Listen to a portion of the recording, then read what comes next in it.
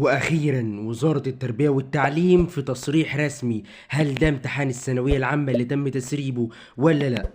علشان كده اشترك في القناة وفعل جرس التنبيهات علشان تتابع الاخبار الحصرية اول باول، لاننا بننزل مراجعات وكمان اجابات الامتحانات. ويلا بينا نبدا على بركة الله. بسم الله والصلاة والسلام على خير خلق الله سيدنا محمد وعلى اله وصحبه ومن والاه. في نماذج كتير جدا من الامتحانات انتشرت خلال الساعات الاخيرة، سواء على جروبات التليجرام، جروبات الواتساب، جروبات الفيسبوك، حتى الصفحات فيسبوك التعليمية الشهيرة جدا انتشرت عليها بعض أسئلة الامتحان الخاص بالفرنساوي والألماني والإيطالي الخاص بالثانوية العامة 2023. ومن وقتها وطلاب الثانوية العامة بيبعتوا لي آلاف الرسائل، حرفيا آلاف الرسائل، هل ده امتحان الثانوية العامة ولا لا؟ لكن أنا الإجابة مش عندي، الإجابة بتكون عند وزارة التربية والتعليم ومدرسين المادة. أخيرا رد من وزارة التربية والتعليم بشأن الامتحانات اللي تم تسريبها خلال الساعات الأخيرة، ووزارة التربية والتعليم أكدت إن الامتحان مؤمن بشكل كبير جدا، ومن الصعب جدا إن يتم تسريب الامتحان. ده كان الكلام ده مصدره موقع فيتو التعليمي الشهير،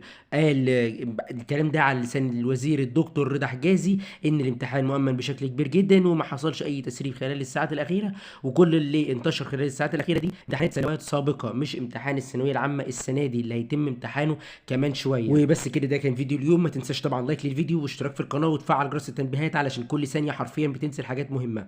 والسلام عليكم.